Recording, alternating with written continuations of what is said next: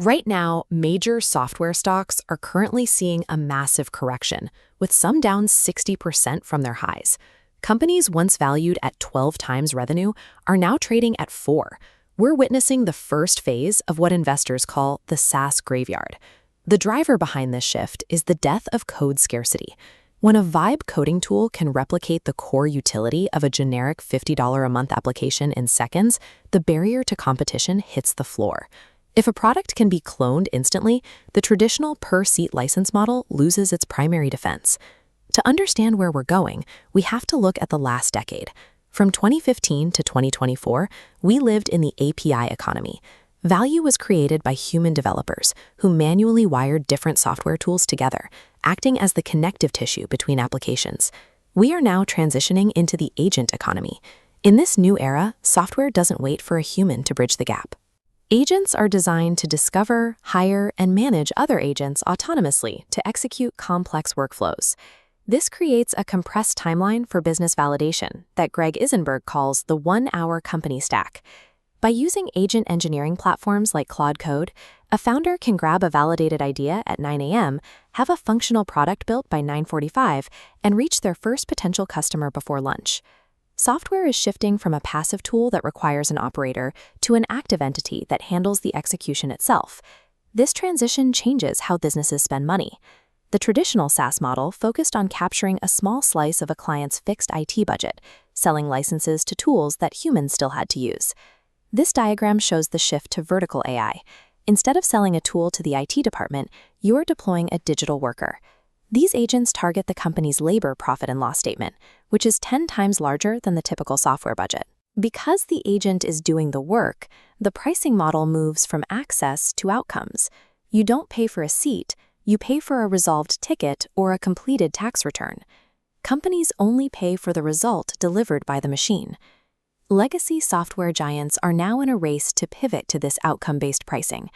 They are under pressure to prove their value before nimble AI-native startups can replace their entire feature set with automated workforce.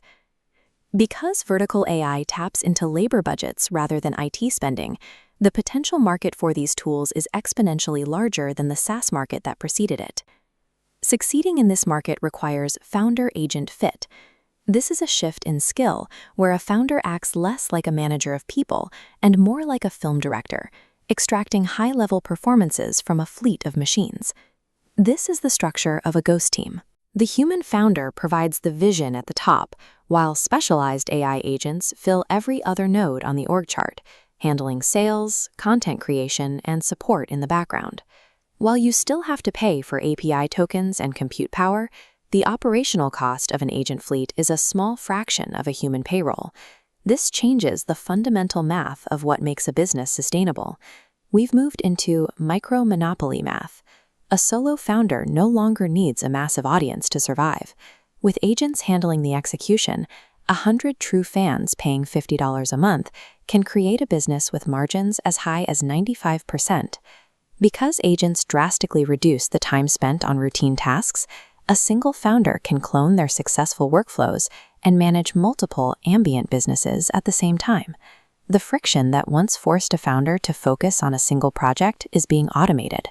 We are moving toward a world where one person can oversee an entire holding company of autonomous digital assets.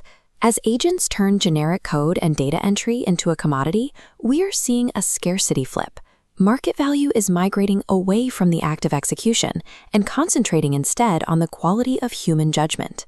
We're seeing a new premium class of products, original weirdness that LLMs can't simulate, physical real-world experiences, and luxury brands that specifically market themselves as 100% human-made. However, this automation creates a massive new attack surface.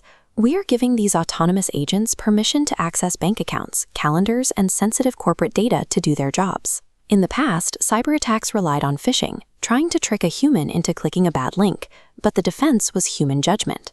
In the agent economy, the threat is agent injection, which targets the machine itself. A bad actor can hide malicious instructions within web content that an agent is likely to read.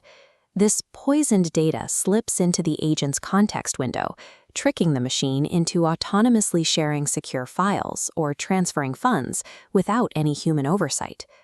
Current security protocols are largely unprepared for machines that make their own financial and data sharing decisions 24 hours a day. The agent economy represents the most significant point of leverage in the history of the Internet, but it is also our most vulnerable systemic pivot. This transition won't stay open forever. We are in an asymmetric window of roughly 12 to 24 months before the best niches are claimed and corporate moats are built around this new data. The cost to build has reached a historic low. The window to secure a position in the autonomous economy is wide open, but it is closing faster than most people realize.